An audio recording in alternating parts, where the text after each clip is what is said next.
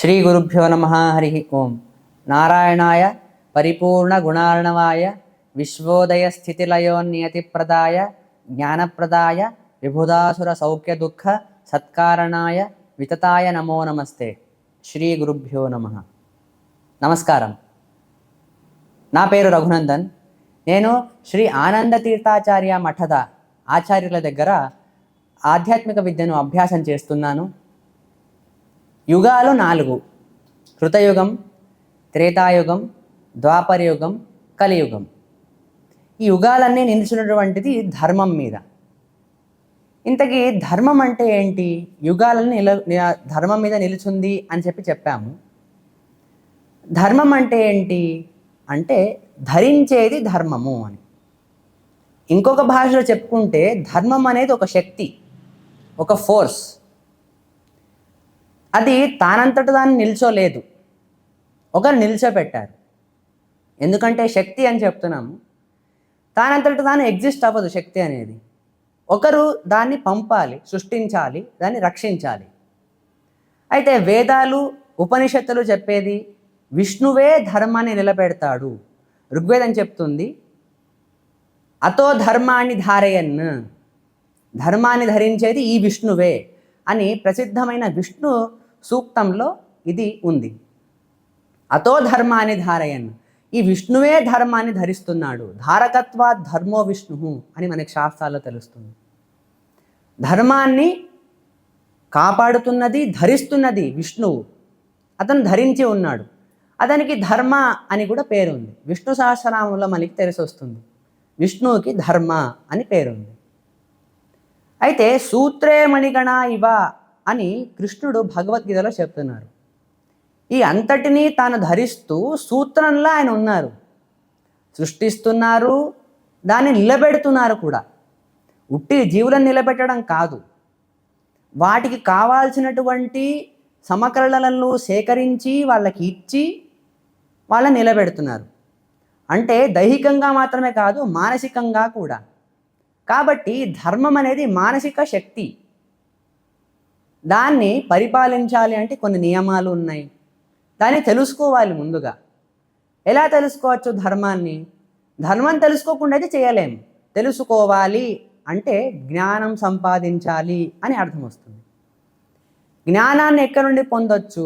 మన సిద్ధాంతంలో, అంటే మన సంప్రదాయంలో, సనాతన సంప్రదాయంలో మనకి పురాణాలు, ఇతిహాసాలు, వేదాలు, ఇవి మనకి జ్ఞానం యొక్క ఎన్సైక్లోపీడియా. వాటి నుండి మనం జ్ఞానాన్ని పొందాలి. అయితే ధర్మాన్ని చెప్పేది, నిర్దేశించేది కూడా ఈ గ్రంథాలే. అవే మనకి శాస్త్రాలు. శాస్త్రము అంటే శాసించేది అని అర్థం. ఇవి మనల్ని శాసిస్తాయి. ఇలా చేయాలి, ఇలా చేయకూడదు అని చెప్పేటువంటి గ్రంథాలు. వీటినే మనం ధర్మ గ్రంథాలు అని చెప్తాం. అయితే ఈ ధర్మం అనేటువంటిది నిలబడింది అని చెప్తాం. దానికి 4 పాదాలు, 4 కాళ్ళు. సత్యం, తపస్సు, శౌచం, దయ. 4. సత్యం, ట్రూత్, సింపుల్. ఇంకొకటి దయ. వివరించాల్సిన అవసరం లేదు దయ అంటే ఏంటి అని. తపస్సు, తపస్సు అంటే నిష్ఠ, డిసిప్లిన్ అని తపస్సు అని. ఇంకొకటి శౌచం. శౌచము అంటే శుచిత్వము, క్లీన్లీనెస్. ఇవి 4 పాదాలు ధర్మానికి. 4 యుగాల్లోనూ ధర్మం నిలబడింది ఈ 4 పాదాల మీదే, ఈ 4 తత్వాల మీద. ఇవి ఫండమెంటల్స్ ధర్మానికి. ఇవి ఫండమెంటల్. ఒక రకంగా బ్రిక్స్. మనం ఒక గోడను కట్టాలంటే ఇటుకలు ఎలాగో అలాగా ధర్మానికి ఇవి 4 ఫండమెంటల్స్, ఫౌండేషన్. అది కాకుండా ఇంకా కూడా ఉన్నాయి. అహింస అనేది ఒకటి ఉంది, క్షమ అనేది ఉంది. అవెందుకు కాకూడదు ధర్మానికి పాదాలు? ఇవే 4 ఎందుకు అనేది ప్రశ్న. ఇవే 4 ఎందుకు అని అంటే ఇవి ఫండమెంటల్, ఇవి బేసిక్. కానీ క్షమ, ఇంకా అహింస, ఇంకా ఇతరులు చాలా ఉన్నాయి. అవన్నీ ఎందుకు కాకూడదు అంటే ఈ 4 కలయిక, పర్ముటేషన్ అండ్ కాంబినేషన్ అని ఏవైతే అంటామో, మిగతా తత్వాలన్నీ కూడా ఈ 4 తత్వాల యొక్క కలయిక వల్లే వస్తాయి. క్షమ అనేది దయ నుండి వస్తుంది, అహింస అనేది దయ నుండి వస్తుంది. ఇలా ఈ అన్నీ కూడా దయ, సత్యము, తపస్సు, వీటి కలయికల వల్ల ఇంటర్మిక్సింగ్ అని అంటాం కదా, దానివల్ల ఏర్పడినటువంటి తత్వాలు. ఒక్కొక్క యుగంలో ధర్మం ఒక్కొక్కలా ఉంది. కృతయుగంలో 4 పాదాల మీద నిలబడింది, అంటే 4 పర్ఫెక్ట్గా ఉన్నాయి. అందులో అశుచి అనేది లేదు. లేదు అంటే 0% అంటే 0% అనే అర్థం కాదు అక్కడ. అలా అని 100% అని కూడా అర్థం కాదు. డామినేట్, అన్నిటికన్నా ఎక్కువగా ఉండింది ఈ 4 అంశాలు. అంటే అక్కడ ధర్మము సంపూర్ణంగా పాటించడానికి వీలుగా ఉంటుంది. ఎన్విరాన్మెంట్ అంత నీట్గా ఉంటుంది, మనకి ఎంకరేజింగ్గా ఉంటుంది ఎన్విరాన్మెంట్ అప్పుడు. తర్వాత త్రేతాయుగం 3 పాదాల మీద నిలబడింది. అంటే అక్కడ కొంచెం అధర్మం రావడానికి ఎన్విరాన్మెంట్ అనేది సృష్టింపబడింది అప్పుడు. తర్వాత ద్వాపరయుగం 50-50, 2 పాదాల మీద నిలబడింది, 2 పాదాలు సరిగ్గా లేవు ధర్మానికి. చివరిగా కలియుగం. కలియుగంలో 3 పోయాయి, 3 పాదాలు పోయాయి. ఏంటి 3 పాదాలు? తపస్సు, శౌచం, దయ. కలియుగంలో తపస్సు లేదు, అంటే నిష్ఠ, డిసిప్లిన్, రోజు ఇలా ఉండాలి, ఈ టైంకి లేవాలి, ఇంత తపస్సు చేయాలి. తపస్సు అంటే జపం చేయాలి. తపస్సు అంటే ఏదో ఒక మూలన కూర్చొని కళ్ళు మూసుకొని ముక్కు మూసుకొని చేసేటువంటిది మాత్రమే తపస్సు కాదు. ఉపనిషత్తులు చెప్తాయి, తపః ఆలోచనే, ఆలోచించడం తపస్సు అని అంటారు. ఆలోచన అంటే మంచి ఆలోచనలే అయి ఉండాలి. ఎందుకంటే చెడు ఆలోచనలు వచ్చాయి అని అంటే మనకి నాశనం అనేది మొదలవుతుంది. కాబట్టి ఆలోచన సరిగ్గా ఉండాలి. ఆ తపస్సు కలియుగంలో కష్టం. దయ లేదు, ఇంకొకరి పట్ల, ప్రాణుల పట్ల దయ, సరే ప్రాణులొద్దు, ఇంకొక మనిషి పట్ల దయ లేదు, ఈ యుగంలో లేదు. చాలా కష్టం, చాలా చాలా కష్టం. అరుదు, ఒక రకంగా అరుదు అని చెప్పడం కూడా ఒక రకంగా దాన్ని మనము ఎక్కువగా చేసి చెప్పినట్టే. అరుదులో కూడా 0.0001% లాగా చాలా తక్కువ. దయ లేదు, తపస్సు లేదు. శౌచం అంటే క్లీన్లీనెస్ లేదండి. రోజు సబ్బు పెట్టుకొని స్నానం చేసుకుంటాం, పర్ఫ్యూమ్లు కొట్టుకుంటాం కదా అంటే అది క్లీన్లీనెస్ కాదు. ఎగ్జాంపుల్, మనకి రీసెంట్గా కాకపోయినా సరే చాలా ఇయర్స్ నుండి కూడా, చాలా సంవత్సరాలుగా రీసెర్చ్ వస్తుంది. ఏంటి అని అంటే మన చర్మం మీద బ్యాక్టీరియా, ఫంగస్ లాంటి ఇతర సూక్ష్మ జీవులు, మైక్రో ఆర్గానిజమ్స్, అవి మన స్కిన్ మీద, అంటే ఈ చర్మం మీద పెరుగుతూ ఉంటాయి. అవి పెరగాలి, అవి ఉంటే మన ఇమ్యూనిటీ బాగుంటుందంట. అంటే ఒక క్రాస్ టాక్ అనేది ఒకటి ఉంది. చర్మం మధ్య, మన రక్తంలో ఉన్న వైట్ బ్లడ్ సెల్స్ మధ్య, అంటే చర్మం మీద పెరిగేటువంటి బ్యాక్టీరియాల మధ్య మన రక్తంలో ఉండేటువంటి వైట్ బ్లడ్ సెల్స్, ల్యూకోసైట్స్ అనేవైతే చెప్తానో వాటి మధ్య సంభాషణ జరుగుతూ ఉంది, కమ్యూనికేషన్ అనేది జరుగుతూ ఉంది. దీనివల్ల మనకి ఇమ్యూనిటీ అనేది అలా డెవలప్ అవుతుంది. ఇమ్యూనిటీ అంటే లోపల మన రక్తంలో కణాలన్నీ సరిగ్గా ఉంటే సరిపోతుంది కదా అంటే అదొక్కటే కాదు. Red blood cells, white blood cells, thrombo అంటే ప్లేట్లెట్స్, ఇవి ఉంటే మనం చాలా ఇమ్యూన్గా ఉన్నాము, అన్నీ అంత బాగుంది, ఆహా లేదు. మన చర్మం మీద ఉండేటువంటి బ్యాక్టీరియా, ఫంగస్లు ఇవి కూడా కావాలి మనకి అని నేను చెప్పట్లేదు, సైన్స్ చెప్తోంది, బయాలజీ చెప్తోంది. చాలా రీసెర్చెస్ ఉన్నాయి దాని మీద.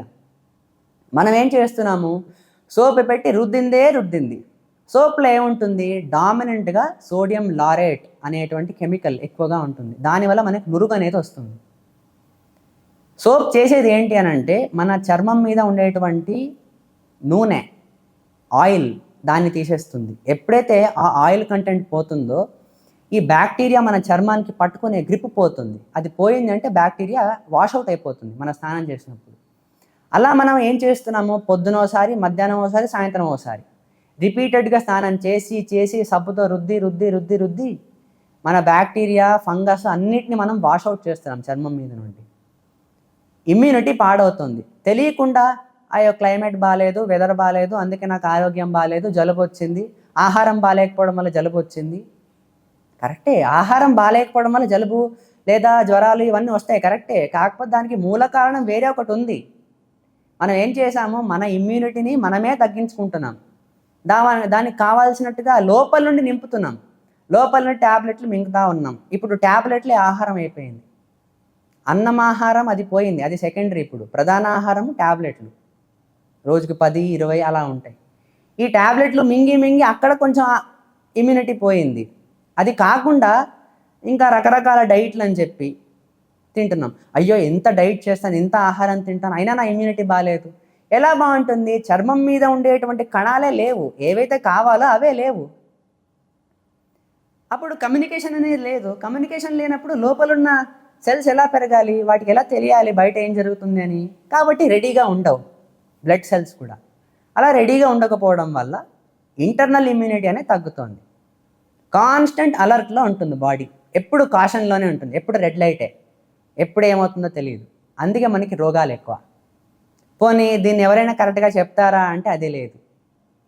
కాబట్టి మనము క్లీన్గా ఉన్నాము అంటే దానికి ఇండికేషన్ ఏంటి? మనం హెల్తీగా ఉండడం. ఇంకో రకంగా చెప్పుకోవాలి అంటే మనం హెల్తీగా ఉన్నాము అంటే క్లీన్గా ఉన్నాము అని అర్థం. క్లీన్లీనెస్ అనేది దేని మీద డిపెండ్ అయింది? ఇప్పుడు స్కిన్ మీద డిపెండ్ అయి ఉంది. మన శాస్త్రాలు చెప్తాయి, చాలా కఠోరంగా చెప్తాయి, మృత్తికా స్నానము చాలా ముఖ్యము అని చెప్తాయి. ఒకటి మృత్తికా స్నానము, ఇంకొకటి గోమయ స్నానము అని. గోమయం అంటే పెండ, ఆవు పెండ. దాన్ని ఒంటికి రాసుకొని స్నానం చేయాలి అని చెప్తారు. అసహ్యము అని మనం అసహించుకుంటాం, మనం ఆవు పెండని, వాసన వస్తుంది అనుకుంటాం. కానీ మీరు పరీక్షించి చూడండి, ఒకసారి ప్రయత్నించి చూడండి. ప్రయత్నము కావాలి, ఒక పరీక్షను కావాలి. స్నానం చేసి చూడండి. గోమయంతో సోపు రాసుకోకుండా ఉట్టి గోమయంతో ఒళ్ళంతా దాన్నే సోపుగా, మన సోపు ఎలా ఒంటికి రుద్దుకుంటామో అలా గోమయాన్ని రుద్దుకోండి. వాసన, దేహం నుండి వాసన రాదు. ఇంకా ఏం జరుగుతుంది అంటే మన ఈ చెమట వల్ల వచ్చేటువంటి వాసన ఏతుందో దాన్ని పోగొట్టుకోవడానికి మనము సెంట్లు కొట్టుకుంటాం, పర్ఫ్యూమ్స్ వాడతాం. అవేవి వాడాల్సిన అవసరమే రాదు. రీసెర్చ్ ఏం చెప్తుంది అంటే ఈ పర్ఫ్యూమ్స్లో మన హార్మోన్స్ని ఆపేటువంటి కెమికల్స్ అందులో ఉంటాయి. హార్మోన్స్ డైరెక్ట్ హార్మోన్స్ అనే కాదు, ఆ హార్మోన్స్ మన కణాలలో ఒక పర్టికులర్ ప్రోటీన్స్కి వెళ్ళి అటాచ్ అవ్వాలి. ఆ అటాచ్మెంట్ పాయింట్స్ని మనం బ్రేక్ చేస్తున్నాం. ఇప్పుడు ఎలాగంటే స్విచ్లో మనము మన ఛార్జర్ని పెట్టాలి. అదే ఆ ఛార్జింగ్ స్లాట్స్లో ఒకవేళ చెక్క ముక్కుంటే మన ఛార్జర్ దూరదు లోపలికి. ఆ చెక్క ముక్క ఎలాగైతే ఛార్జర్ని అడ్డుకుంటుందో అలాగా ఈ పర్ఫ్యూమ్స్లో ఉండేటువంటి కెమికల్స్ అడ్డుకుంటాయి మన కణాల్లో. అలా అడ్డుకోవడం వల్ల సిగ్నలింగ్ అనేటువంటిది జరగదు, సెల్స్ ప్రాపర్గా ఫంక్షన్ అవ్వవు. అందువల్ల హార్మోన్ డిస్రప్షన్ అని పిలుస్తాం మనం. ఇవన్నీ జరిగేవి పర్ఫ్యూమ్స్ వల్ల. పర్ఫ్యూమ్స్ ఎందుకు వాడుతున్నాం? ఒంటి నుండి దుర్వాసన వస్తుంది అని. ఆ దుర్వాసన ఎందుకు వస్తుంది? ఆహారం సరిగ్గా లేదు, చర్మం మీద ఉండాల్సినటువంటి కణాలు లేవు, అందువల్ల దుర్వాసన అనేది వస్తుంది. అది పోవాలనే, అలాంటి దుర్వాసన రాకూడదనే మన పూర్వీకులు ఏం చెప్పారు? గోమయ స్నానాన్ని నిర్దేశించారు మనకి. ఒకటి. రెండోది మృత్తికా స్నానం అనేది ఉంది. ఇంతకీ గోమయంలో ఏముంటుంది? Cow dung. అందులో ఏముంటుంది అంటే మన స్కిన్కి కావాల్సినటువంటి బ్యాక్టీరియా, సూక్ష్మ కణాలు అందులో ఉంటాయి. ఉట్టి బ్యాక్టీరియా అని కాదు, మనకు తెలియని చాలా కణాలు, చాలా సూక్ష్మజీవులు, మైక్రో ఆర్గనిజమ్స్ ఈ మనకి పెండలో దొరుకుతాయి. అవన్నీ అందులో ఉంటాయి. అవి మనం ఒంటికి రాసుకోవడం వల్ల ఇంకోసారి రిప్లనిష్ అవుతుంది, అవి మనకి ఇమ్యూనిటీని తెచ్చిపెడుతుంది. రెండోది మృత్తికా స్నానం. మృత్తికా స్నానం అంటే మృత్తిక అంటే మన్ను అని. బయట ఎర్రమన్ను దొరుకుతుంది కదా, తెచ్చి వాడేస్తే అయిపోతుంది. లేదు, అలా కాదు. మృత్తిక అంటే ఏదై ఉండాలి అని అంటే ఆ మృత్తికలో తులసి మొక్క పెరుగు ఉండాలి. ఇంట్లో మనం కుంపట్లు పెట్టుకుంటాం కదా, అందులో తులసి మొక్క పెరుగు ఉండాలి. అది బాగా పెరిగి, అలా బాగా పెరగడం వల్ల ఈ తులసి మొక్క ఆ మృత్తికని శుభ్రపరుస్తుంది, క్లీన్ చేస్తుంది. ఎలా క్లీన్ చేస్తుంది అంటే ఆ మట్టిలో ఉండాల్సినటువంటి బ్యాక్టీరియా, ఉండాల్సినటువంటి మైక్రో ఆర్గనిజమ్స్ మాత్రమే ఉంచుతుంది. మనకి రోగాల్ని కలిగించేటువంటి మైక్రో ఆర్గనిజమ్స్ తులసి మొక్క అందులో ఉంచదు. అటువంటి మృత్తికని తీసుకొని దాన్ని మనం ఒంటి మీద రాసుకొని స్నానం చేయాలి. ఇది మనకి శాస్త్రం నిర్దేశించేటువంటి అంశం. ఏది? శౌచం గురించి. ఈ శౌచం ఇప్పుడు ఉందా? లేదు. మృత్తికా స్నానం అనేది లేదు, గోమయ స్నానం అనేటువంటిదే లేదు, ఇప్పుడు అంశమే లేదు.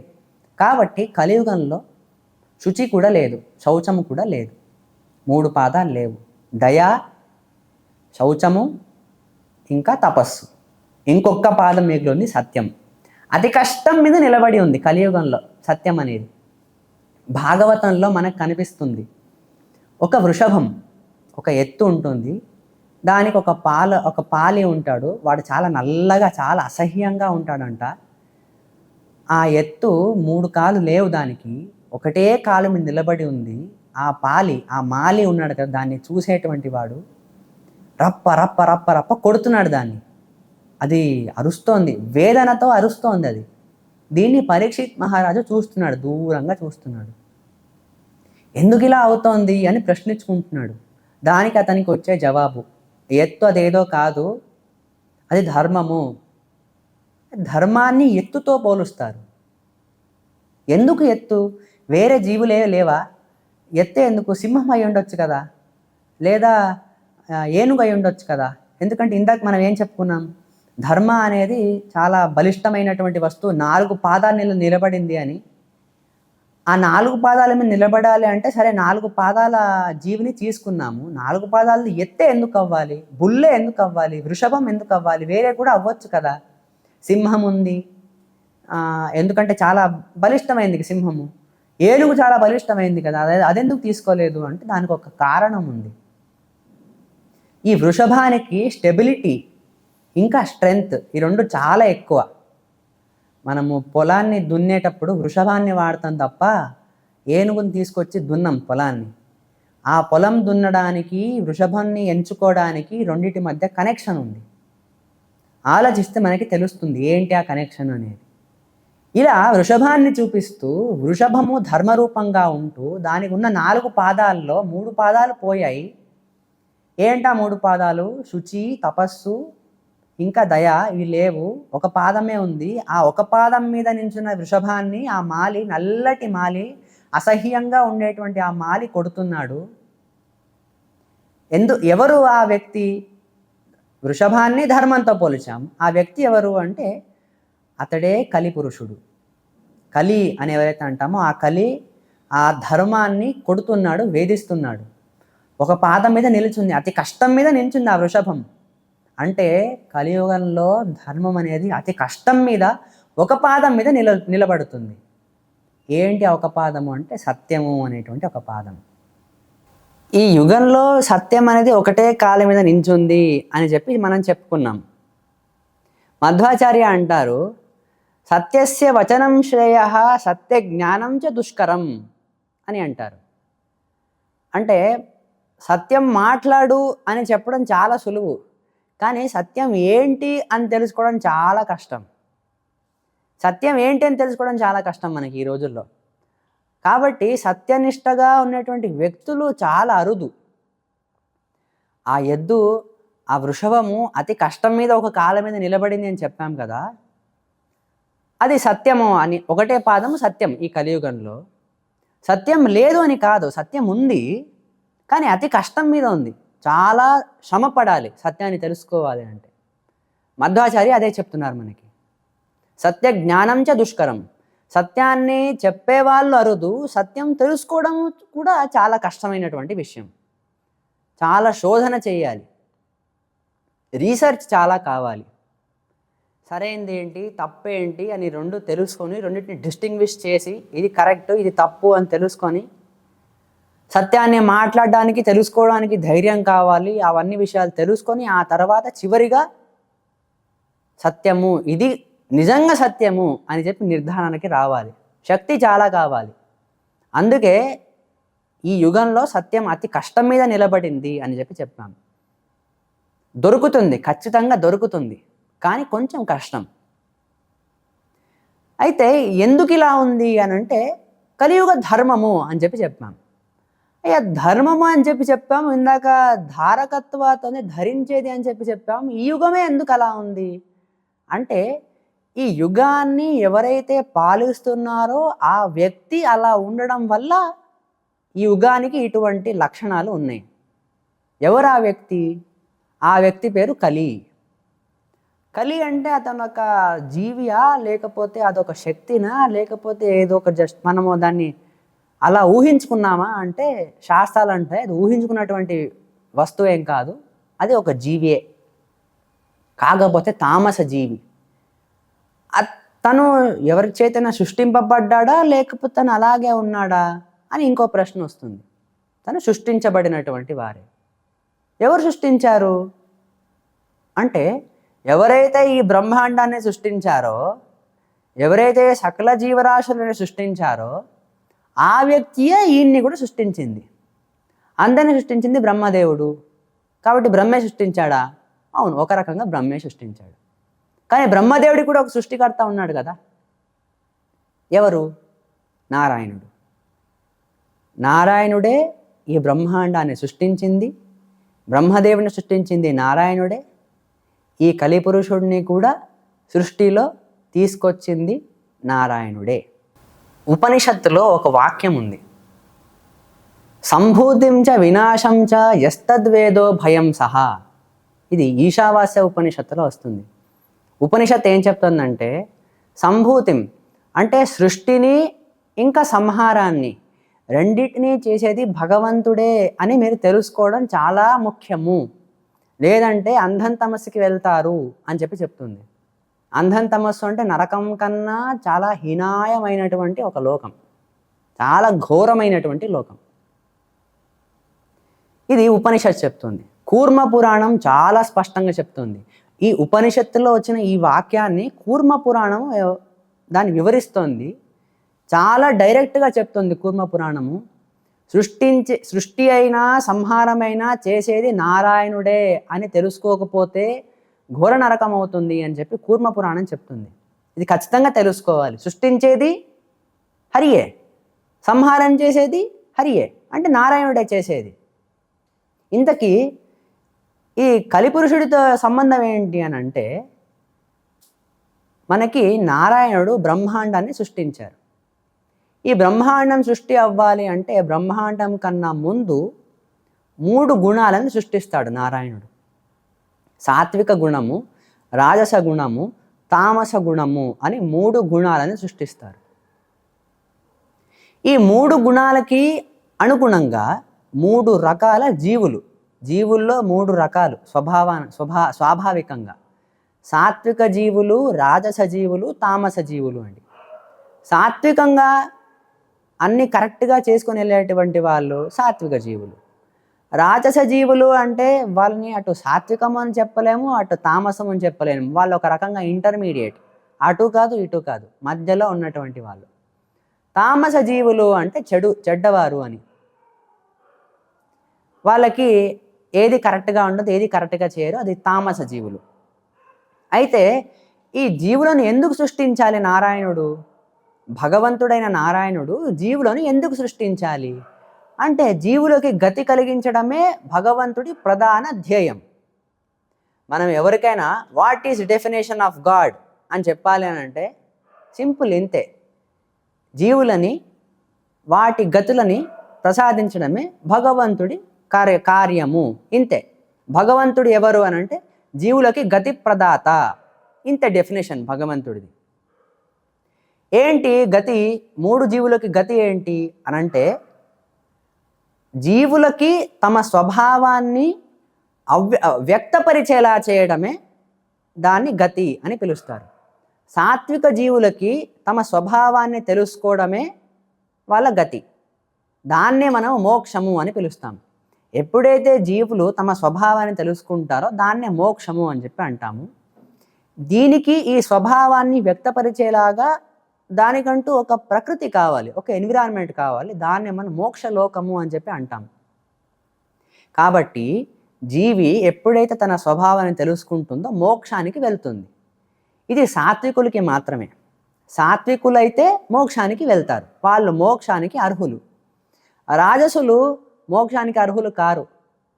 వాళ్ళు పుడుతూ ఉండాలి, మళ్ళీ చేస్తూ ఉండాలి, అంతే. పుట్టుక చావు, పుట్టుక చావు, ఇది సైక్లిక్గా నడుస్తూనే ఉంటుంది రాజసులకి. ఇంకా తామసులకి వాళ్ళకు గతి ఉంది, అది మోక్షం కాదు, వాళ్ళకి సపరేట్ గతి, అంధం తమస్సు అని. తామసులు అంటే ఏం చెప్పుకున్నాం? చెడ్డవారు అని చెప్పుకున్నాం. స్వాభావికంగా చెడ్డవారు. సాధారణంగా ఒక వ్యక్తిని చూసి ఈయన మంచి ఈయన చెడు అని నిర్ధారణ చేయడం చాలా కష్టమైనది. వీళ్ళు సాత్వికులు, వీళ్ళు తామసులు అని చెప్పడం చాలా కష్టమైనటువంటిది. ఇది మధ్వాచార్య నిరూపిస్తారు మనకి. ఎందుకు కష్టం అంటే ఆ జీవి తన స్వభావాన్ని ఇంకా తెలుసుకోలేదు. వేరే గుణాల ఆవర్కాల వల్ల, అంటే ప్రభావం వల్ల, ఇంకొకరి ఇన్ఫ్లుయెన్స్ వల్ల ఒక వ్యక్తి ఒక పలానా బిహేవియర్లో ఉంటారు. అంతేకాని అది నిజ స్వభావం కాదు వాళ్ళది. ఈ తామసులకి అంధం తమస్సు అని చెప్పుకున్నాం. సాత్వికులకి మోక్షం. రాజసులకి అటు వాళ్ళ అంధం తమస్సు కాదు, ఇటు మోక్షము కాదు. దీన్ని ఎలా సింపుల్గా అర్థం చేసుకోవడం అంటే, ఒక స్పెక్ట్రమ్ తీసుకుందాం. పాజిటివ్ టు నెగిటివ్ అని తీసుకుందాం. మధ్యలో ఉండేటువంటి భాగము ఇంటర్మీడియట్ భాగం. అటు దాన్ని మనం పాజిటివ్ అని చెప్పలేము, ఇటు దాన్ని నెగిటివ్ అని చెప్పలేము. నేదర్ పాజిటివ్ నార్ నెగిటివ్, జీరో లాగా. ఇంటీజర్స్లో జీరో అంటే ఏం చెప్తాము? జీరోని పాజిటివ్గా చెప్దామా, నెగిటివ్గా చెప్పడామా? చెప్పలేము. అది నేదర్ పాజిటివ్ నార్ నెగిటివ్. 1 అంటే +1 పాజిటివ్, -1 మైనస్ ఉంది కాబట్టి నెగిటివ్, -100 నెగిటివ్. అలాగా సాత్వికులు అంటే పాజిటివ్ స్కేల్లో తీసుకుందాము, తామసులు అంటే నెగిటివ్ స్కేల్లో తీసుకుందాము, రాజసులు అంటే ఇంటర్మీడియట్ స్కేల్, వాళ్ళకి అసలు వాళ్ళు అటు పడరు ఇటు పడరు, మధ్యలో ఉంటారు అని తీసుకుందాం. ఈ సాత్వికులందరికీ కూడా ఒక నియామక శక్తి కావాలి. వాళ్ళని మనం దేవతలు అన్నాము. దేవతలందరూ కూడా సాత్వికులు, సాత్విక జీవులు. జీవులే వాళ్ళు కూడా సాత్విక జీవులు. ఈ దేవతలందరికీ కూడా అధిపతి, ప్రధానంగా వాళ్ళందరినీ కంట్రోల్ చేసేది ఎవరు అంటే, జీవుల్లో అధిపతి బ్రహ్మదేవుడు. ఆ బ్రహ్మదేవుడిని కంట్రోల్ చేస్తూ నారాయణుడు ఉన్నాడు, అది సెకండరీ. కానీ మనం ఓన్లీ సాత్విక జీవుల్లో మాత్రం చూస్తున్నాం. సాత్విక జీవులు అత్యంత గొప్ప వ్యక్తి, సాత్విక జీవి బ్రహ్మదేవుడు. ఇప్పుడు తామసుల్లో తీసుకుంటే, తామసుల్లో అత్యంత తామసుడు, ఇప్పుడు సాత్వికుల్లో అత్యంత సాత్వికుడు బ్రహ్మ అని చెప్పాము, ఆయన అత్యంత మంచివాడు. అలా తామసుల్లో అత్యంత తామసులు ఎవరు అని చెప్పుకోవాలంటే ఆయన పేరే కలి. సాత్వికుల్ని దేవతలు అని చెప్పాం. ఈ తామసుల్లో ఎవరు వస్తారంటే అసురులు, రాక్షసులు వస్తారు. ఎందుకు అంటే సాత్వికులకి తద్విరుద్ధంగా ఉన్నారు వాళ్ళు. వాళ్ళ నడవడిక సాత్వికులకి తద్విరుద్ధంగా ఉంది. వాళ్ళని మనం రాక్షసులు లేదా అసురులు అన్నాం. ఇటుపక్క సురులు అన్నాము దేవతల్ని. వీళ్ళు సురులకి ఆపోజిట్ కాబట్టి వీళ్ళని అసురులు అని చెప్పి అన్నాం. ఎలాగైతే దేవతల్లో అధిపతి బ్రహ్మ ఉన్నాడో, తామసుల్లో అధిపతి కలి ఉన్నారు. కలి తామసులందరినీ ఆయన నియమించేటువంటి జీవి కలి పురుషుడు అని చెప్పి చెప్తాం. రాక్షసులందరినీ కూడా కంట్రోల్ చేసేది ఈ కలియే, దేవతలందరినీ కంట్రోల్ చేసేది బ్రహ్మ. అయితే అటు దేవతల్లో బ్రహ్మ అయినప్పటికీ, ఇటు రాక్షసుల్లో కలి అయినప్పటికీ, వీళ్ళిద్దరిని సృష్టించింది ఎవరు? నారాయణుడు. అంతర్బహిష్ట తత్సర్వం వ్యాప్త నారాయణ స్థిత. లోపలైనా బయటైనా అన్ని చోట్ల వ్యాపించి వాళ్ళందరి లోపల ఉండి కంట్రోల్ చేస్తూ వాళ్ళని మెయింటైన్ చేస్తూ ఉన్నది ఎవరు? నారాయణుడు. కాబట్టి ఇటు కలిపురుషుడిని నియమించేది నారాయణుడే, అటు బ్రహ్మదేవుడిని నియమించేది నారాయణుడే, సృష్టించింది నారాయణుడే, సంహారం చేసింది నారాయణుడే. ఈ తామసుల్ని ఎందుకు సృష్టించాల్సి వచ్చింది అనంటే, సృష్టి అని మొదలైంది, జీవులకి గతి కలగాలి. అటు మోక్షమైన అంధం తమస్సైనా సృష్టిలోకి వచ్చారు అంటే పుట్టారు. మోక్షానికి వెళ్ళాలి అంటే సాధన అవ్వాలి. సాత్వికులు సాత్వికమైన సాధన చేస్తూ, ధర్మబద్ధంగా ధర్మనిష్టగా సాధన చేస్తూ మోక్షానికి వెళ్తారు. తామసులు కూడా సృష్టింపబడ్డారు, వాళ్ళకి సంహారం అవ్వాలి. వాళ్ళ సంహారం అయితే వాళ్ళు అంధం తమస్సుకి వెళ్తారు. ఊరికనే సాత్వికులైనా ఊరికే మోక్షానికి వెళ్ళడానికి లేదు, సాధన చేయాలి. అంటే పుణ్య సాధన చేయాలి, మంచి సాధన చేయాలి, ధర్మంగా సాధన చేయాలి, అప్పుడు మోక్షానికి వెళ్తారు. ఇటు తామసులు ఏం చేస్తారు? అధర్మంగా సాధన చేయాలి, అంటే వాళ్ళు పాపకర్మలను చేయాలి. పాపకర్మలను బాగా చేసి పాపాన్ని బాగా కూడపెట్టుకొని ఆ తర్వాత ఒక థ్రెషోల్డ్ అని ఉంటుంది కదా, ఆ థ్రెషోల్డ్ మీరాక అప్పుడు వాళ్ళు అంధం తమస్సుకి వెళ్తారు. అందుకే తామస వ్యక్తులు కావాలి. ఈ దేవతలు ఏం చేస్తారు? బ్రహ్మదేవుడు ఏం చేస్తాడు అంటే, సాత్వికులకి సాత్వికమైన ప్రకృతిని సృష్టించి ఇస్తారు. మంచి ప్రకృతి, సత్యము, జ్ఞానము అన్నీ ఉంటాయి. ఈ తామసుల వైపు కలి చేసేది ఏంటి అంటే, తామసులు సస్టైన్ అవ్వాలి, వాళ్ళు బతకాలి అంటే సాత్వికమైన ప్రకృతిలో వాళ్ళు బతకలేరు, వాళ్ళకి తామసమైన ప్రకృతే కావాలి. అది సృష్టించేది ఎవరు? కలి. సాత్వికంగా సృష్టించేది దేవతలైతే తామసంగా సృష్టించేది కలి. అలాగే కలి తర్వాత ఉండేటువంటి కలి కింద వచ్చేటువంటి సబార్డినేట్స్, వాటి సబార్డినేట్స్ రాక్షసులు, వాళ్ళు తామస ఎన్విరాన్మెంట్ని, ప్రకృతిని సృష్టించి ఇస్తారు. ఈ విశ్వంలో మనకు ఎలాగైతే 3 గుణాలు కనిపిస్తాయో ఈ 3 గుణాలను ఆధారం చేసుకొని ఒక ఉదాహరణగా రచయిత కూడా తన కథని నిర్మాణం చేస్తాడు. ఎలాగా? తన రచనలో మొదలు పెడతాడు. ఒక సాత్వికమైన కుటుంబం ఉంటుంది, అందులో 2 పెద్దవాళ్ళు, తర్వాత వాళ్ళ కొడుకులు, తర్వాత వాళ్ళకి కొడుకులు, అంటే తాత, కొడుకు, మనవడు, ఇలా 3 ఉంటారు. చాలా కష్టపడేటువంటి కుటుంబం వాళ్ళది. చాలా నిజాయితీగా ఉంటారని, చాలా నిష్ఠగా ఉంటారని, ఎవరికి కీడు చేయరని ఇలా ఆ కుటుంబాన్ని నిర్మించి ఉంటారు. ఆ ఊరిలో ఇలాంటివి ఎన్నో కుటుంబాలు ఉన్నాయని ఆ ఊరు గురించి చెప్తారు. చాలా మంచి ఊరు అని చెప్పి. ఈ కుటుంబాలకి అటుపక్క ఇటుపక్క ఉన్న కొంతమంది ఇంకొన్ని కుటుంబాలు, అవి ఎవరితోనూ ఇన్వాల్వ్ అయ్యేటువంటి కుటుంబాలు కావు. ఎవరి దాంట్లో తలదూర్చవు, వాళ్ళంతటా వాళ్ళు ఉంటారు. అయ్యో పాపం అనడానికి ముందుకెళ్ళరు. అలా అని చెప్పి ఇంకొకరు కీడు చేస్తారా? అది లేదు, న్యూట్రల్, అలాగే ఉంటారు. ఈ మంచి వాళ్ళని కీడు చేస్తూ, వాళ్ళకి చెడు కలిగిస్తూ ఇంకొంతమంది ఉంటారు. వాళ్ళని సృష్టిస్తాడు ఈ రచయిత. తామసులు, తామస వ్యక్తులు, అంటే చెడు చేస్తారు. ఈ సాత్వికుల్ని హింసిస్తారు, వాళ్ళు చేసే పనుల్ని అడ్డుకోవడము. ఇలా టోటల్గా ఈ సాత్వికులకి ఏదన్నా చేసి వాళ్ళ అభివృద్ధిని అడ్డుకోవాలి అని, వాళ్ళకి మంచి జరగకూడదు, ఎప్పుడు హింసలో ఉండాలి, వాళ్ళని ఎప్పుడు హింసిస్తూ ఉండాలి అని. ఇలాగా ఈ సాత్విక కుటుంబాలు వీళ్ళందరూ కూడా భగవంతుడిని స్మరణ చేస్తూ ఉంటారు. స్వామి, ఏదైనా చేసి మమ్మల్ని ఈ కష్టం నుండి బయటికి తీయి, వీళ్ళని దూరం చెయ్యి, ఏదన్నా చేసి చెయ్యి, చాలా కష్టంలో ఉన్నాం, ఇంకా మా వల్ల కాదు అని చెప్పి ఇలా కథ వెళ్తూ ఉంటుంది. అప్పుడు ఈ రచయిత ఏం చేస్తారు? ఒక హీరో సృష్టిస్తారు. ఆ హీరో చాలా శక్తివంతుడు. విలన్స్ ఈ సాత్వికుల కన్నా ఎక్కువ మంది ఉన్నప్పటికీ ఒక్క హీరోయే అందరి విలన్స్ని ఆయన అంతం చేస్తాడు. వాళ్ళని అంతం చేసి, వీళ్ళని ప్రొటెక్ట్ చేసి, సాత్వికుల్ని ప్రొటెక్ట్ చేసి, వాళ్ళకి మళ్ళీ వాళ్ళ నార్మల్ పనులు వాళ్ళు మళ్ళీ చేసుకునేలాగా నిర్మాణం చేసేస్తాడు ఎన్విరాన్మెంట్. ఇలా కథని చేసి చివరన ఈ హీరో వెళ్ళి విలన్ని అంతం చేస్తాడు అన్న చోట ముగించేసి కథని సమాపన చేస్తాడు. ఇది కథ. కానీ ఈ విశ్వంలో జరిగేది కూడా అదే, మనం చూసేది అదే. ఒక బ్రహ్మాండం నిర్మాణం అవుతుంది. అందులో సాత్వికులు, రాజసులు, తామసులు అని 3 రకాల వ్యక్తులు. తామసులు వెళ్ళి సాత్వికుల మీద దాడి చేస్తారు, వాళ్ళకి హింసను కలిగిస్తారు. అప్పుడు భగవంతుడు అవతారం చేసి ఎలాగైతే హీరో వచ్చి సాత్వికుల్ని, మంచి కుటుంబాలని కాపాడాడో విలన్స్ నుండి, అలాగే ఈ దేవుడు కూడా ఈ సాత్వికుల్ని రక్షణ చేస్తారు. భగవద్గీతలో కృష్ణుడు చెప్పేది అదే.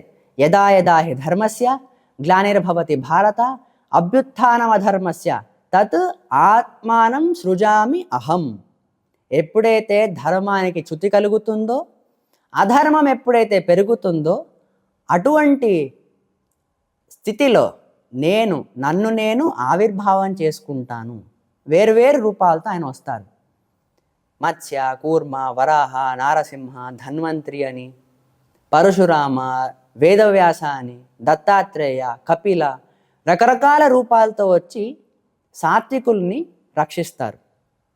కొన్నిసార్లు బలరూపంతో వచ్చి, కొన్నిసార్లు జ్ఞానరూపంతో వచ్చి జ్ఞానాన్ని అభివృద్ధి చేస్తారు.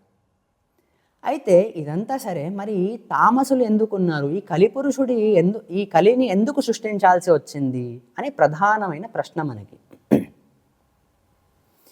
ఈ కలిపురుషుడికి సంహార కార్యలో ఇతనికి రోల్ ఉంది. ఇతని స్థానం ఎక్కడ అంటే సంహార క్రియలో ఉంది. సంహారంలో ఈ కలిపురుషుడు ఏంటి? అతను ఏంటి? అంత అధర్మాన్నే కదా అతను వ్యాపింప చేసేది, చెడుని కదా చేసేది అని అంటే అవును, అందుకోసమే అతన్ని సృష్టించింది భగవంతుడు. ఇప్పుడు సాత్విక జీవులు అని ఉన్నారు, కలిని తామస జీవి అనుకున్నాము. ఈ సాత్విక జీవులకి డెస్టినేషన్ మోక్షం అని చెప్పుకున్నాము. తామస జీవులకి డెస్టినేషన్ ఏమో అంధం తమస్ అని చెప్పుకున్నాము. ఊరికే ఎవరు కూడా మోక్షానికి వెళ్ళలేరు సాత్వికులు. ఈ తామసులైనా సరే ఊరికేనే అంధం తమస్కి వెళ్ళలేరు అని చెప్పాము. సాత్వికులు పుణ్య సాధన చేసుకోవాలి, అప్పుడే మోక్షానికి వెళ్తారు. కానీ సాత్వికులు సృష్టిలోకి వచ్చారు. సృష్టి అయ్యింది అని అంటే సంహారం కూడా జరగాలి. సంహారం ఎలా జరగాలి? వాళ్ళకి ఏదైనా కీడు జరిగితే కానీ వాళ్ళ సంహారం అనేది జరగదు. అంటే ఏదో ఒకటి చెడు ఉంటే అప్పుడు వాళ్ళకి వైరాగ్యం అనేది ఏర్పడుతుంది. చెడు ఎందుకు ఉంది, తామస గుణాలు ఎందుకు ఉన్నాయి అంటే వైరాగ్యాన్ని కలిగించి నిజతత్వాన్ని చూడడానికి మాత్రమే ఈ తామస గుణాలు ఉండేది. ఈ కలిపురుషుడు కానీ ఎందుకున్నారంటే ఇంకొకటి కీడు మనకు కనిపించడానికి కీడు చేస్తారు అని. కానీ చాలా ఉత్తమమైన లక్షణాలతో ఉత్తమమైన దృష్టితో చూసుకున్నట్లయితే ఈ తామస స్వభావాలు కానీ ఈ కలిపురుషుడు కానీ వాళ్ళ ఎందుకు ఉన్నారు, సృష్టి ఎందుకు అని అంటే సాత్వికులకి వైరాగ్యాన్ని కలిగించడానికి. సాత్వికులకి ఎప్పుడైతే వైరాగ్యం వస్తుందో సాధన చేసుకొని పుణ్యలోకాలకి వెళ్తారు, చివరిగా మోక్షాన్ని చేరుకుంటారు. ఇంతకీ వైరాగ్యం అంటే ఏమిటి? సాధారణంగా మనకి చెప్పేది ఏంటి అని అంటే డిటాచ్మెంట్. వైరాగ్యం అంటే డిటాచ్మెంట్ అని చెప్తారు. కానీ యాక్చువల్గా డిటాచ్మెంట్ అంటే వైరాగ్యం కాదు. వైరాగ్యం అంటే డిటాచ్డ్ అటాచ్మెంట్. అంటే మనకి ఏదైతే అటాచ్మెంట్ ఉంటుందో దాన్ని మాత్రమే డిటాచ్ చేసుకోవడం, దాన్ని వైరాగ్యం అని అంటారు. అటాచ్మెంట్ అంటే అభిమానం అని. మనకి మనుషుల మీద, వ్యక్తుల మీద ఏవైతే అటాచ్మెంట్స్ ఉంటాయో దాన్ని తెంపుకోవడమే వైరాగ్యము. తెంపుకోవడం అంటే దాని నుండి దూరంగా ఉండడం అని. అటాచ్మెంట్ అంటే నాది, నేనే చేస్తాను, ఇది నాది అనేటువంటి మమకార అహంకారాలే మనకి అభిమానంగా పరివర్తన చెందుతాయి. ఈ అభిమాన త్యాగాన్ని మనం వైరాగ్యము అని పిలుస్తాం. కానీ అసలైన వైరాగ్యం మనకు కలగాలి అని అంటే జ్ఞానం చాలా ముఖ్యం. ఇప్పుడు డిటాచ్డ్ అటాచ్మెంట్ అంటే నా చుట్టూతున్న అన్ని వస్తువులకి నేను డిటాచ్ అయిపోవాలా, నాది అసలు ఏది కానే కాదా ఈ ప్రపంచంలో అనే మనకి సందేహం వస్తుంది. అందుకే మన శాస్త్రవేత్తలు అంటారు వైరాగ్యము అని అంటే ఆ అభిమాన త్యాగంతో కూడుకున్నటువంటి జ్ఞానం ఉండాలి. జ్ఞానంతో పాటు అభిమాన త్యాగము ఉండాలి. జ్ఞానం ఎందుకు ఉండాలి అంటే నా వస్తువు ఏది అని తెలుసుకోవాలి ముందుగా. తర్వాత నా వస్తువు ఏది కాదు అని తెలుసుకోవాలి. ఈ తెలుసుకోవడం అనేది ఉంది కదా, ఈ తెలుసుకోవడము అంటే జ్ఞాన సాధన అనే జ్ఞానాన్ని పొందాలి. నాదేది కాదు అని తెలుసుకోవాలి. నాది ఏది కాదు అని తెలుసుకున్నాక ఆ వస్తువుల మీద, ఆ వ్యక్తుల మీద మనము అభిమానాన్ని త్యాగం చేయాలి. వాళ్ళ మీద నుండి మనం అభిమానాన్ని వదులుకోవాలి. ఇంతకీ అలా సాధ్యమేనా అంటే మనకి తల్లిదండ్రులు ఉన్నారు, భార్యాభర్తలు వస్తారు, కొడుకులు వస్తారు, మిగతా బంధుబాంధవులు అందరూ వస్తారు. వీళ్ళంతా నా వాళ్ళే అని అందరి మీద అభిమానం కలుగుతుంది మనకి. అందరి మీద అభిమానం ఉన్నప్పుడు అందరి నుండి కూడా సుఖ దుఃఖాలు అనేవి కలుగుతాయి. కొన్నిసార్లు మనల్ని పొగిడితే ఆనందపడతాం, తిడితే బాధపడతాం. అసలు ఇలా ఎందుకుంది దేవుడు నా జీవితము అని అంటే దానికి ఉత్తరం భగవద్గీత ఇచ్చేది అభిమానం వల్లే. అభిమానం వల్లే సుఖ దుఃఖాలు కలుగుతాయి. ఇంతకీ కలిపురుషుడితో ఈ లింక్ ఏంటి ఇక్కడ అని అంటే ఒక వ్యక్తి ఉంటాడు సమాజంలో, చాలా ఆనందంగా ఉంటారు తన బంధువులతో, బాంధవులతో, తన ఇంటి వాళ్ళతో, చాలా సూపర్, చాలా ఆనందంగా ఉంటాడు. సడన్గా ఒక బయట వ్యక్తి వస్తాడు, ఇంట్లో తన వెనకాల ఏం జరుగుతోంది అనేది చెప్తాడు. నీ వెనకాల నీ ఇంట్లో ఇదంతా చేస్తున్నారు, నీకు తెలియకుండా నీకే చిల్లు పెడుతున్నారు అని చెప్తారు. చాలా బాధపడతాడు. నాకు ఇదేది వద్దు, నాకు ఈ ఇల్లు వద్దు, ఈ ప్రపంచం వద్దు, నాకు ఏది వద్దు, వెళ్ళిపోతాను ఇక్కడి నుండి అని అనుకుంటాడు. ఈ అనుకునేటువంటి ఆ భావన ఏదైతే ఉంది కదా, ఇది ఏది నాది కాదు అని అనుకున్నాడు. ఇప్పటిదాకా ఇదంతా నాదే అని అనుకున్నాడు ఆ వ్యక్తి. ఇప్పుడు ఇదేది నాది కాదు అని అనుకుంటున్నాడు. ఇదేది నాది కాదు అని అసలు నిజమైన ఆ జ్ఞానం వచ్చింది కదా, ఇది వైరాగ్యం. కానీ ఈ వైరాగ్యం అనేది ద్వేషంతో కూడుకుని ఉండకూడదు. మనం చాలామంది మహనీయుల కథల్ని చూస్తాం. అన్నమయ్య అవ్వచ్చు, పురంధరదాసులు అవ్వచ్చు, విజయదాసులు అవ్వచ్చు, చాలామంది మహనీయులు. వీళ్ళందరూ కూడా తమ చుట్టూ ఉన్న వస్తువుల్ని మావి కావు అని అసలైన వైరాగ్యాన్ని చూపించారు. మావి కావు అన్నప్పుడు ద్వేషంతో రాలేదు వాళ్ళకి, స్వచ్ఛందంగా తమ మనస్సుతో వచ్చాయి ఆ భావన అనేది. అందుకు వాళ్ళు భగవంతుణ్ణి చేరుకోగలిగారు. ఇక్కడ తెలిసింది ఏంటి మనకి? భగవంతుణ్ణి చేరుకోవాలి అంటే వైరాగ్యం కావాలి.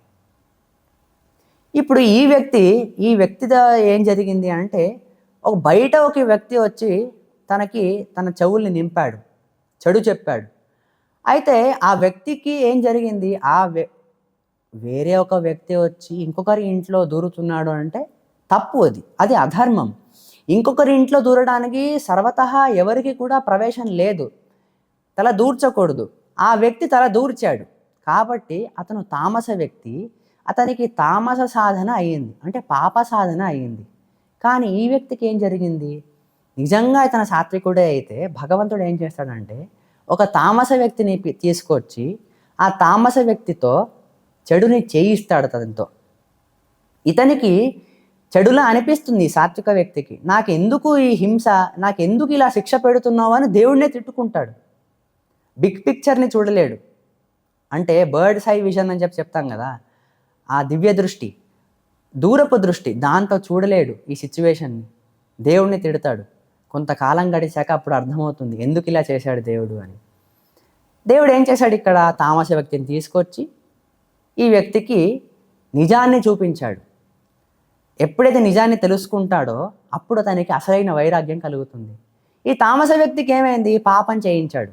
కాబట్టి దేవుడు ఇక్కడ చేసింది ఏంటి? సిచ్యువేషన్ ఒకటే, ఇద్దరు వేరు వేరు వ్యక్తులు, జరిగింది అతను చేసిన చెడు. ఒకరికి చెడు అవుతుంది, ఇంకొకరికి మంచి అవుతుంది. మంచి వ్యక్తికి ఇది మంచి అని తొందరగా తెలియదు, కొంచెం లేట్గా తెలుస్తుంది, కానీ తెలుసుకుంటాడు. ఇక్కడ పాపం జరిగింది ఈ తామస వ్యక్తికి. ఈ సాత్విక వ్యక్తికి తనకి వైరాగ్యాన్ని కలిగించి మోక్షాన్ని దారిలో తీసుకెళ్తాడు భగవంతుడు. ఇది భగవంతుడి లీల. అందుకే సాత్వికులకి తామస వ్యక్తులు కావాలి. తామస వ్యక్తులని ద్వేషించాల్సిన పని లేదు, ఎందుకంటే అది దేవుడి సృష్టిలోనే ఉంది. తామస జీవుల్ని భగవంతుడే సృష్టిస్తాడు. అయితే జీవికి సృష్టి ఉందా అని ఇంకో ప్రశ్న వస్తుంది. జీవికి సృష్టి లేదు, కానీ జీవికి 3 రకాల ఒక్కొక్క జీవికి మనకి 3 రకాల జీవులు ఉన్నారు. సాత్విక జీవులు, రాజస జీవులు, తామస జీవులు అని చెప్పి. భగవంతుడు చేసేది ఏంటి? ఆ జీవుల్ని సృష్టిలోకి తీసుకురావడం అని అంటే వాళ్ళకు ఒక అవకాశాన్ని ఇచ్చి, అంటే వాళ్ళకు ఒక స్పేస్ ఇచ్చి, ఒక దేహాన్ని ఇచ్చి, నీ పని నువ్వు చేసుకో అని కర్మని చేసుకోవడానికి అవకాశాన్ని ఇస్తాడు భగవంతుడు. ఇదే సృష్టి అంటే. ఇలా తామస జీవులు సాత్వికులకి సహాయపడతారు. ఒకవేళ ఈ దృష్టితో మనము ఈ ప్రపంచాన్ని, ఈ విశ్వాన్ని చూసినట్టయితే, మనం నిజంగా సాత్వికులమే అయి ఉంటే ప్రతిదీ మనకి మన సాధనలో ఒక నిచ్చెన అవుతుంది. మనకి పక్కన వాళ్ళ సంగతి పక్కన పెడదాం, మన సంగతి చూసుకుందాం. మనలో పాపపురుషుడు ఉన్నాడా లేదా అని తెలుసుకోవడానికి ఏదైనా టెస్ట్ ఉందా, లిట్మస్ టెస్ట్ ఏమైనా ఉందా అంటే, భగవద్గీతలో శ్రీకృష్ణుడు చెప్తాడు 17వ అధ్యాయంలో ఒక అద్భుతమైనటువంటి శ్లోకం. యాతయామం గతరసం పూతి పర్యుషితం చయత్ ఉచ్ఛిష్టం అపిచ అమేధ్యం భోజన తామస ప్రియం. యాతయామం అంటే ఏదైతే వంట చాలాసేపు అయిపోయిందో, వంట చేసి చాలాసేపు అయిపోయింది, సుమారుగా 3 గంటలు మీరిపోయింది ఆ వంట చేసి, అది యాతయామం. గతరసం, ఆ వంటలో టేస్ట్ పోయినటువంటి వంట. పూతి అంటే ఫంగస్ పట్టినటువంటి వంట. పర్యుషితం అంటే డికంపోజ్, అంటే కుళ్ళిపోయినటువంటిది ఎందుకు, అది కూడా వస్తుంది, ముందు చూద్దాం. పర్యుషితం చేయత్. ఉచ్ఛిష్టం అంటే ఇంకొకరి ఎంగిలి తినడం. తర్వాత ఉచ్ఛిష్టం చ అమేధ్యం, ఏదైతే తినకూడదు అని ఆల్రెడీ చెప్పారో అటువంటి ఆహారాలు. భోజనం తామస ప్రియం. ఇటువంటి భోజనాలు, ఇటువంటి ఆహారాలను ఎవరైతే తింటారో వాళ్ళు తామస జీవులు, వాళ్ళు తామసులు అని చెప్పి కృష్ణుడు చెప్తున్నాడు. తామస జీవులకి ఇటువంటి ఆహారమే చాలా ఇష్టంగా ఉంటుంది. భోజనం తామస ప్రియం, ఇటువంటి భోజనాలే తామసులకి చాలా ఇష్టంగా ఉంటుందంట. యాతయామం గతరసం అంటే ఆల్రెడీ వంట చేసి 3 గంటలు మీరిపోయింది. 3 గంటలు కాదు కదా, 6 గంటలు మీరిపోయినటువంటి వంట అయినా సరే, నిన్న రాత్రి చేసుకుంది ఇవాళ పొద్దునకైనా తింటాం. ఇది మరీ ఎక్స్ట్రీమ్ కేసు ఇది. రాత్రి చేసుకుంది పొద్దున తినడం. ఈయన ఇక్కడ కృష్ణుడేమో పొద్దున్న చేసుకుంది మధ్యాహ్నానికి తినొద్దు అని చెప్పి ఈయన చెప్తున్నాడు పెద్ద మనిషి. మనం రాత్రికి పొద్దునకి తింటున్నాం. యాతయామం గతరసం. మనం తినే ఆహారాల్లో అసలు రసం ఉందా లేదా కూడా మనకు తెలియదు. రసం అంటే టేస్ట్. టేస్ట్ అంటే లేదు పిజ్జా బర్గర్లు చాలా టేస్టీగా ఉంటాయి కదా, అందులో మయోనీస్ అది ఇది చాలా ఉంటాయి. అవేవి రుచులు కావు. మన దేహానికి న్యాచురల్గా ఉండేట్లాగా ఏదైతే రసాలు అని ఉన్నాయో అవి ఏవి కూడా ఇప్పటి ఆహారంలో దొరకట్లేవు అంటే దొరుకుతాయి. మనం చేసుకునేటువంటి ఆహార నియమాలు అలా పెట్టుకున్నాం కాబట్టి మనకు దొరకట్లేదు. గతరసం, పూతి, ఫంగస్ పట్టినటువంటి కొన్ని ఆహారాలు ఉన్నాయి. మనం విదేశాల్లో చూస్తుంటాం. అందులో ఫంగస్ పట్టి ఉంటుంది. కొన్నిసార్లు ఫంగస్నే తింటాం. ఫంగస్ని తినడం ఏంటి? మష్రూమ్, శుద్ధమైన ఫంగస్ తినకూడదు. కృష్ణుడు చెప్పాడు ఫంగస్ పట్టింది తినకూడదు అన్నాడు. ఫంగస్ తినమని చెప్పలేదు కదా కృష్ణుడు. కానీ మనం ఫంగస్ని తింటాం డైరెక్ట్గా. మష్రూమ్, పూతి. పర్యుషితం, డికంపోజ్ అయినటువంటిది అంటే కుళ్ళిపోయినటువంటిది. కుళ్ళిపోయింది ఏంది ఇవాళ మనకి? ఏది అంటే మద్యం ఏదైతే ఉందో ఫర్మెంటేషన్ చేస్తాం కదా, పర్యుషితం, అది తినకూడదు. ఉచ్చిష్టం, ఇంకొకరి నోట్లో స్పూన్ పెట్టి మన నోట్లో పెట్టుకుంటేనే రుచిగా ఉంటుంది మనకి. అది కృష్ణుడు చేయకూడదు అని చెప్తున్నాడు. కానీ మనకి షేరింగ్ ఈజ్ కేరింగ్ కదా మనకి. అలా చేస్తేనే ఆహారం మనకి కడుపు నిండుతుంది. అలా చేయడం ద్వారా ఎంత హాని, అది తామసుల లక్షణం అని కృష్ణుడు చెప్తున్నాడు. ఇలా ఇటువంటి ఆహార నియమాలని పెట్టుకున్న వాళ్ళు తామసులు. ఇవన్నీ మనం పాటిస్తుంటే మనకి తామస లక్షణాలు ఉన్నాయి అని చెప్పి కృష్ణుడు చెప్తున్నాడు. ఈ భగవద్గీత అనేది ఇంకొకరిని చెప్పడానికి కాదు ఉండేది, మన గురించి మనకు చెప్పడానికే ఉండేది. మనం సరిగ్గా ఉన్నామా లేదా అనేది చెప్పేది. మనలో ఇటువంటి లక్షణాలు ఉన్నాయి అంటే మనలో పాపపురుషుడు ఉన్నాడు అని చెప్పి అర్థం. పాపపురుషుడు ఉన్నాడు అంటే మనం కలి ప్రభావానికి లోనై ఉన్నాము అని చెప్పి అర్థం. ఇదే లిట్మస్ టెస్ట్. ఆహారం నుండి ఆహారం అనేది ఫస్ట్ స్టేజ్. అది సరిగ్గా చూసుకుంటే మిగతా స్టేజెస్ ఇంకా చాలా ఉన్నాయి తెలుసుకోవడానికి. అవి నిదానంగా తెలుసుకుంటాం మనం. ఈ కలియుగంలో కలిపురుషుడు ప్రధానంగా టార్గెట్ చేసేది దేన్ని? మనం ఇంతకన్నా ముందు చూసాము. కలి ధర్మానికి చాలా పీడ కలిగిస్తాడు అని చెప్పి చూసాం. కానీ కలి ప్రధాన టార్గెట్ ఏంటి? ఎందుకంటే ధర్మానికి మనం జ్ఞానం చాలా ముఖ్యం అని చెప్పి చెప్పాం. ధర్మం ఏంటి అని తెలుసుకోవాలంటే జ్ఞాన చాలా ఇంపార్టెంట్ అని చెప్పి చెప్పాం. వేదాల నుండి, పురాణాల నుండి, ఇతిహాసాల నుండి జ్ఞానం తెలుసుకొని అందులో ఉన్న అవి చెప్పేటువంటి ధర్మాలను తెలుసుకొని మనం ముందుకెళ్ళాలి అని చెప్పి మనం తెలుసుకున్నాం. అయితే కలి ధర్మాన్ని కొడతాడా లేదా దేన్ని టార్గెట్ చేస్తాడు అనేది తెలుసుకోవాలి. కలి ప్రధానంగా టార్గెట్ చేసేది జ్ఞానాన్ని. ఎందుకంటే ధర్మం నిలబడిందే జ్ఞానం మీద. ధర్మం ఏంటో తెలుసుకోవాలి అంటే జ్ఞానం సంపాదించాలి. ఆ జ్ఞానం ఎక్కడి నుండి లభిస్తుంది మనకి? వేదాల నుండి, పురాణాల నుండి, ఇతిహాసాల నుండి దొరుకుతుంది. కాబట్టి కలి చేసేది ఏంటి ప్రయత్నము అని అంటే ప్రతిసారి కూడా జ్ఞానానికి హాని కలిగేలా చేస్తాడు. అంటే ఉన్న జ్ఞానాన్ని అపార్థం చేసుకునేలాగా వేరువేరు అర్థాలు, తప్పుడు అర్థాలు జనాల్లో వచ్చేలాగా చేస్తాడు. దీనికి స్పష్టమైన ఒక కథ కూడా ఉంది. ద్వాపరయుగం అంతమయ్యేటప్పుడు, ద్వాపరయుగం ఇంకేం ముగిసిపోతుంది అన్నప్పుడు, ఇంకా పూర్తిగా కంప్లీట్ అవ్వలేదు, ఇంకొంత భాగం ఉంది. ఆ టైంలో భారతదేశం మొత్తంలో కూడా క్షామం ఉంటుందంట, అంటే డ్రాట్. కానీ గౌతమ మహర్షి ఆశ్రమంలో మాత్రం సుభిక్ష ఉంటుంది. ఆయన దగ్గర కామధేను ఉంటుంది, సుభిక్ష ఉంటుంది. నందిని అని చెప్పి ఉంటుంది ఆయన దగ్గర, ఆవు. దానివల్ల అతనికి మాత్రం ఎటువంటి లోటు ఉండదు. ఆహారానికి కానీ నీటికి కానీ ఎటువంటి సమస్య ఉండదు. అయితే ఉత్తర భారతంలో ఉన్న వాళ్ళందరూ కూడా ఆలోచించి ఏం చేస్తారు, ఒక 10 రోజులు కానీ 15 రోజులు కానీ గౌతముల ఆశ్రమానికి వచ్చి ఆహారం స్వీకారం చేసుకొని తిరిగి వెళ్దాము అని చెప్పి అనుకుంటారు. అందరూ మాట్లాడుకుని ఒక గుంపుగా గౌతమ మహర్షి ఆశ్రమానికి వస్తారు. గౌతమ మహర్షికి చాలా సంతోషం అవుతుంది. ఇంతమంది ఋషులు, అందరూ జ్ఞానులే, అందరూ కూడా భగవంతుడిని దర్శనం చేసుకున్నటువంటి వాళ్ళు, వేరువేరు మంత్రాలని దర్శనం చేసుకున్నటువంటి వాళ్ళు, రకరకాల సాధన చేసినటువంటి వారు, వేరువేరు వాళ్ళ లెవెల్, జ్ఞానం యొక్క లెవెల్ వేరువేరుగా ఉంటుంది. చాలా ఆనందంగా ఉంటుంది. అతనికి వాళ్ళు తన ఇంటికి, తన ఆశ్రమానికి రప్పించుకోవడం అంటే అదొక పండగ. మనం పండగ అంటే 1-2 రోజులు చేసుకోవచ్చు, కానీ గౌతమ మహర్షికి ప్రతిరోజు పండగ అయి ఉంటుంది. ప్రతి గంట అతనికి పండగే. ఎందుకంటే పూర్వంలో జ్ఞానానికి అంత మహత్యం ఇచ్చేవాళ్ళు. జ్ఞాన సాధన అయ్యింది, జ్ఞానాన్ని పొందారు అంటే అది పండగతో తక్కువ కాదు వాళ్ళకి. అలా గౌతమ మహర్షి అంత ఆనందంతో అందరినీ వెల్కమ్ చేసి వాళ్ళందరికీ సేవలు చేసి సత్కారాలు చేసి ఉండగా రోజులు చాలా గడుస్తాయి. వాళ్ళ 15 రోజులు 20 రోజులు కాస్త నెలలు గడుస్తాయి. ఒక నెల కాస్త 2 అవుతాయి, 2 4 అవుతాయి, 4 8 అవుతాయి. అలా 12 సంవత్సరాలు గడిచిపోతాయి. ఇలా 12 సంవత్సరాలు గడిచాక అందులో ఉన్న ఒక ఋషి ఇంకొకరితో అంటారు. ఆ ఒక ఋషికి కలి ఆవేశం అయి ఉంటుంది.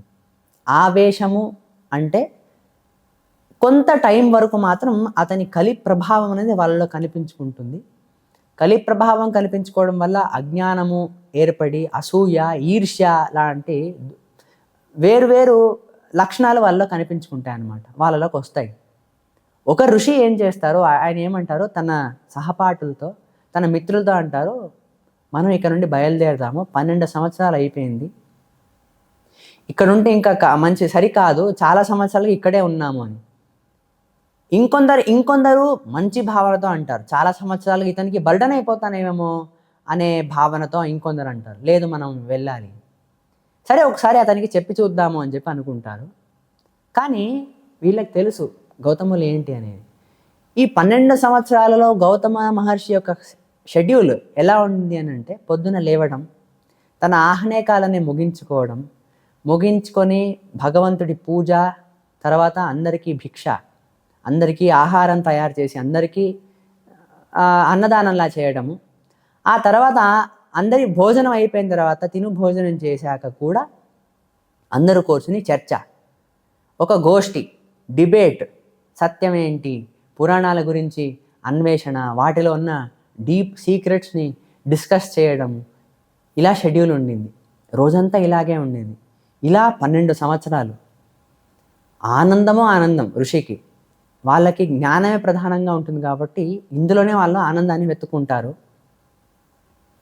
ఇలా ఉండగా ఈ ఋషులకి తెలుసు గౌతమ మహర్షి ఏమంటారు, అతనికి ఇష్టం లేదు వీళ్ళందరినీ దూరం చేసుకోవడం. ఎందుకంటే జ్ఞానం నుండి దూరం అయిపోతాడే అని చెప్పి అతనికి బాధ.